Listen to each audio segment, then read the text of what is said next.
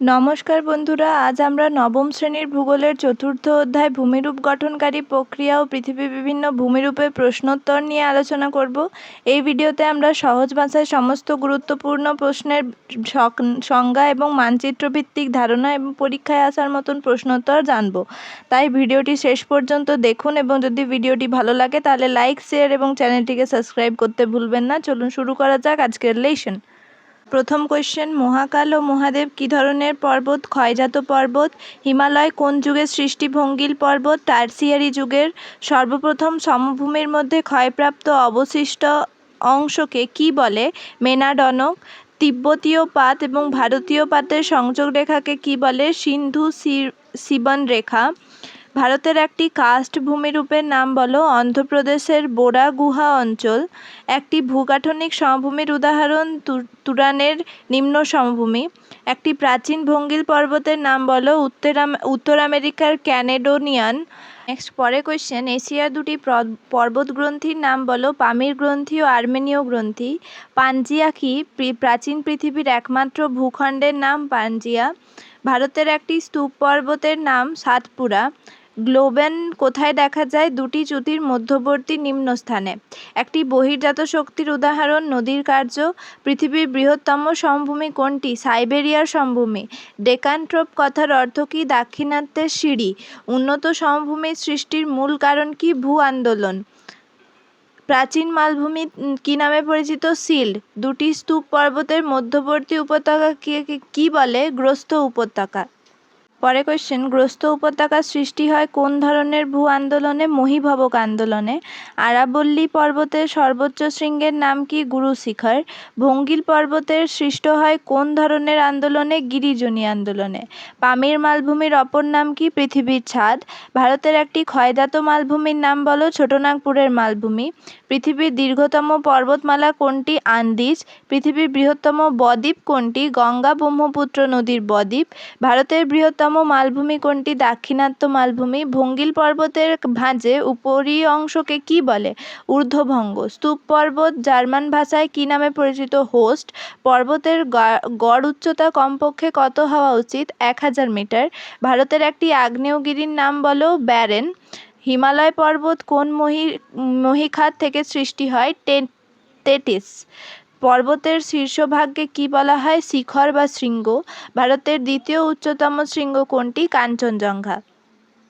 এবার আসি সংক্ষিপ্ত প্রশ্ন উত্তরে, যেগুলোর প্রতিটির মানই 2। প্রথম কোয়েশ্চেন, ভূমিরূপ কি? ভূপৃষ্ঠের প্রধান ভূমিরূপগুলি কি কি? ভূমিরূপ হলো ভূমির গঠন ও ক্ষয়কারী শক্তির কার্যকারিতার বাহ্যিক অবস্থা বা জ্যামিতিক আকার। ভূপৃষ্ঠের প্রধান ভূমিরূপগুলি হলো পর্বত, মালভূমি ও সমভূমি। ভূগাঠনিক আলোড়ন কি?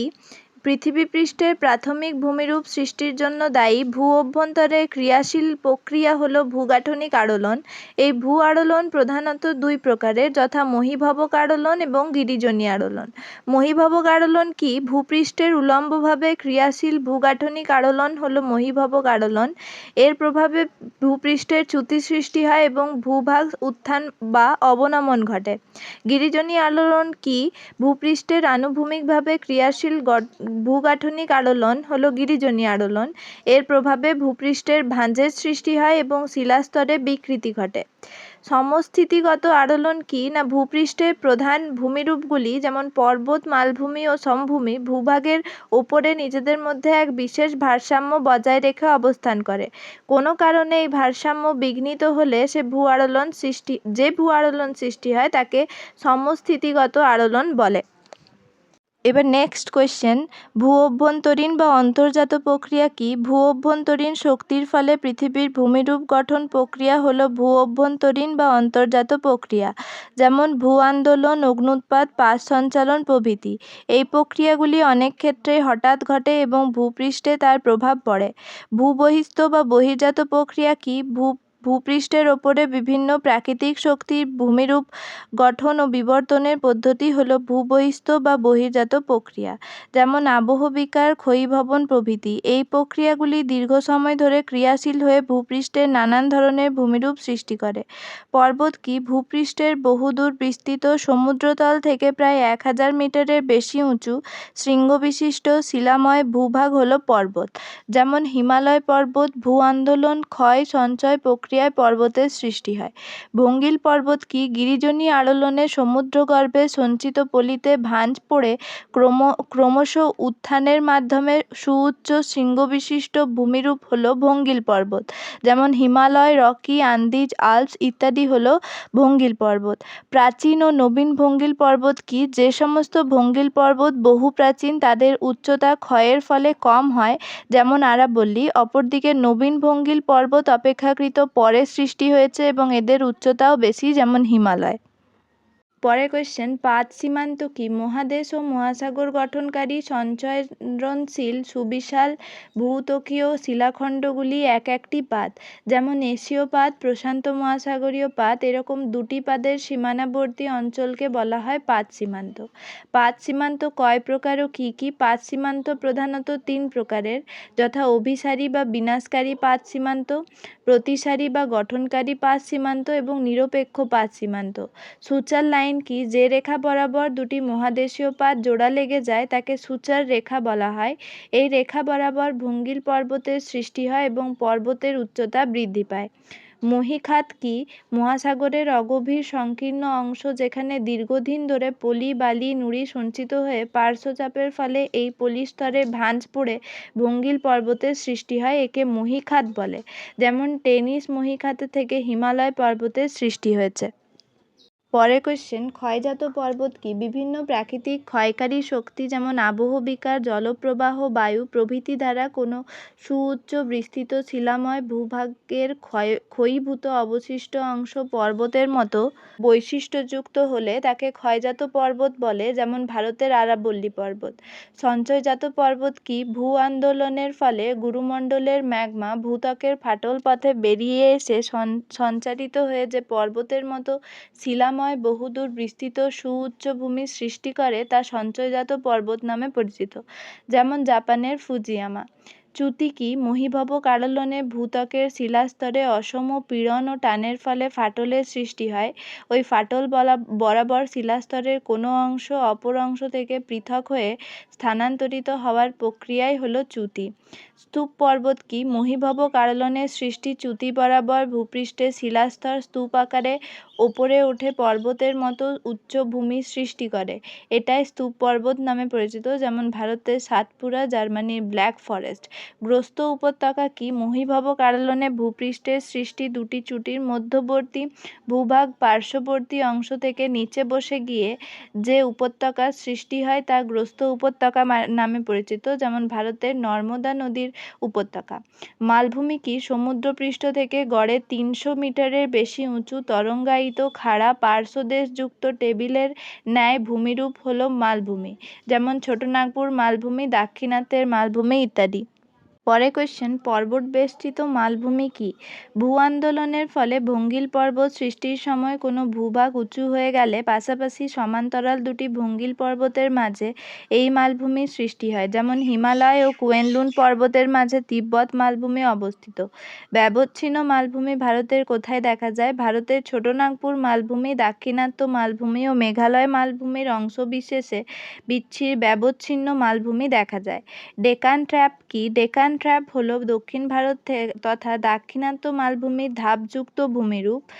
দক্ষিণ ভারতের বিস্তীর্ণ অংশে অগ্ন্যুৎপাতের লাভা সঞ্চয়ের ফলে প্রকৃতিতে শক্তি ক্ষয়ের ফলে ব্যাসাল্ট শিলাস্তরে এইরকম ধাপের ন্যায় ভূমিরূপ সৃষ্টি হয়েছে। সঞ্চয়জাত মালভূমি ভারতের কোথায় দেখা যায়? দাক্ষিণাত্য মালভূমির উত্তর পশ্চিমে মহারাষ্ট্র মালভূমি সহ দক্ষিণ ভারতের বিস্তীর্ণ অংশে লাভা নিঃসৃত ব্যাসাল্ট শিলায় গঠিত সঞ্চয়জাত মালভূমি দেখা যায়। প্লাবন সমভূমি ভারতের কোথায় দেখা যায়? ভারতের প্রধান নদীগুলির সমভূমি প্রবাহে এবং কিছু ক্ষেত্রে মধ্য প্রবাহেও প্লাবন সমভূমি দেখা যায়, যেমন গঙ্গা নদীর উভয় দিকে বিহারের পাটনা ও মুঙ্গেরের কাছে প্লাবন সমভূমি দেখা যায়। সমভূমি কি সমুদ্রপৃষ্ঠের সমতলে বা সামান্য উঁচুতে 300 মিটারের কম অবস্থিত মৃদু ঢাল বিশিষ্ট বিস্তীর্ণ সমতল ভূভাগ সমভূমি নামে পরিচিত। যেমন গাঙ্গেয় সমভূমি। পৃথিবীর বৃহত্তম বদ্বীপ সমভূমি কোথায় অবস্থিত? পৃথিবীর বৃহত্তম বদ্বীপ সমভূমি ভারতের গঙ্গা নদী ও ব্রহ্মপুত্র নদের মধ্যে অবস্থিত। উন্নত সমভূমি কি ভূ আন্দোলনে কোনো নিম্নভূমি উঁচু হয়ে সৃষ্ট সমভূমি হলো উচ্চ সমভূমি, যেমন ভারতের পূর্ব উপকূলের সমভূমি। অবনত সমভূমি কি? যখন ভূ আন্দোলনের ফলে কোনো উচ্চভূমি বসে গেলে সমভূমি বৈশিষ্ট্যযুক্ত ভূমিরূপ সৃষ্টি করে তাকে অবনত সমভূমি বলে, যেমন ভারতের পশ্চিম উপকূলের সমভূমি। পেডিমেন্ট কি? শুষ্ক মরু জলবায়ু অঞ্চলে উচ্চভূমির পাদদেশে সঞ্চিত ঢালু প্রস্তরময় ভূভাগ হলো পেডিমেন্ট, যেমন অ্যাটলাস পর্বতের পাদদেশে পেডিমেন্ট দেখা যায়। পর্বতশৃঙ্গ কি? পর্বতের উঁচু শঙ্কু আকৃতির শিখর হলো পর্বতশৃঙ্গ। হিমালয় পর্বতের সর্বোচ্চ শৃঙ্গ হলো মাউন্ট এভারেস্ট।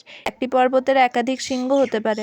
কোয়েশ্চেন, সিল্ট কি? না, সিল্ট হলো প্রাচীন মালভূমি, প্রায় 100 কোটি বছর আগে সৃষ্টি। এগুলি ক্ষয়প্রাপ্ত হয়ে মালভূমির সৃষ্টি হয় এবং ভূগঠনগতভাবে এরা সুস্থিত, যেমন ব্রাজিলের সিল্ট, কানাডীয় সিল্ট ইত্যাদি। প্লাবন সমভূমি কি? প্লাবনের সময় জলস্রোতের সঙ্গে প্রচুর বালি, পলি, কাদা ইত্যাদি নদীর দুপাশে অপেক্ষাকৃত নিচু স্থানগুলিতে সঞ্চিত হয়ে নদীর দুপাশে উঁচু জায়গা ভরাট করে প্লাবন সমভূমি সৃষ্টি করে, যেমন নিম্ন গাঙ্গেয় সমভূমি। সমভূমির গুরুত্ব লেখো। সমভূমিতে কৃষিকাজ সর্বাধিক হয়। সমভূমিতেই উষ্ণ পরিবহন ব্যবস্থা গড়ে তোলার সময় কৃষি এবং পরিবহন উন্নত হলে শিল্পকেন্দ্র হিসেবে সমভূমি আদর্শ। পৃথিবীর প্রায় 90% মানুষ সমভূমিতে বসবাস করে। সমপ্রায় মালভূমি এরকম নামকরণ করা হয়েছে কেন? কোনো প্রাচীন মালভূমিকে উচ্চভূমি বহু যুগ ধরে প্রাকৃতিক শক্তি, নদী, বায়ু ইত্যাদি প্রভাবে ক্ষয় পাওয়ার ফলে উচ্চভূমিটি দেখতে অনেকটা সমভূমির মতো বলে এর নাম সমপ্রায় সমভূমি। উদাহরণ, ছোটনাগপুর মালভূমির কোনো কোনো অংশ সমপ্রায় সমভূমি। জ্বালামুখ কি? আগ্নেয় পর্বতের চূড়ায় একটি মুখ বা গর্ত থেকে যায় যার মধ্যে দিয়ে অগ্ন্যুৎপাত হয় এবং লাভা, গ্যাস, ভস্ম প্রভৃতি বেরিয়ে আসে। একে জ্বালামুখ বলা হয়। জাপানের ফুজিয়ামা আগ্নেয়গিরিতে একাধিক জ্বালামুখ রয়েছে। পামিরকে পৃথিবীর ছাদ বলে কেন? অন্যান্য মালভূমির মতো পামিরের উপরিভাগ কিছুটা সমতল এবং চারপাশের ঢাল খাড়া। পামির পৃথিবীর সর্বোচ্চ মালভূমি। এর গড় উচ্চতা 4800 মিটার। এই জন্য পামির মালভূমিকে পৃথিবীর ছাদ বলা হয়। একটি উন্নত, একটি অবনত সমভূমির উদাহরণ দাও।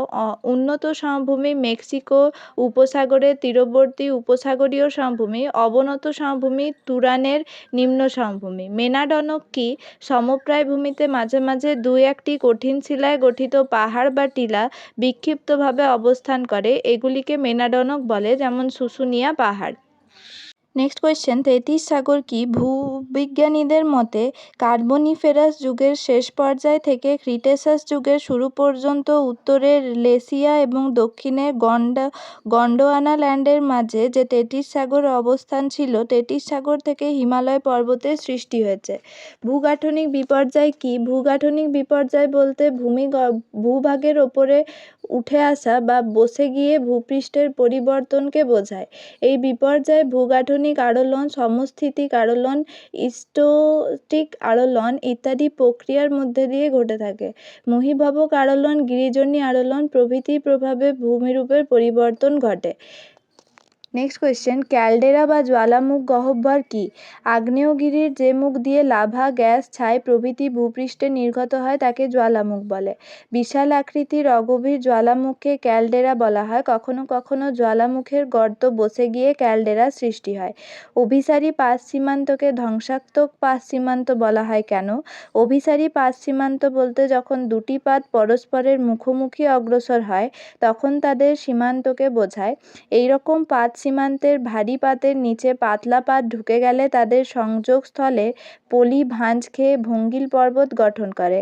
এই অঞ্চলগুলি ভূমিকম্পপ্রবণ, তাই একে ধ্বংসাত্মক পাত সীমান্ত বলা হয়।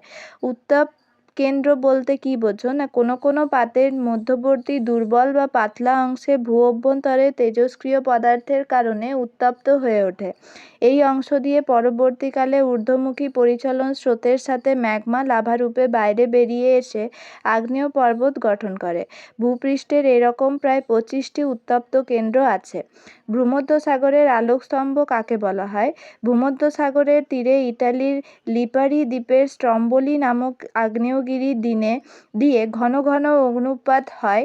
রাত্রিবেলায় এই আলো বহুদূর থেকে দেখা যায়।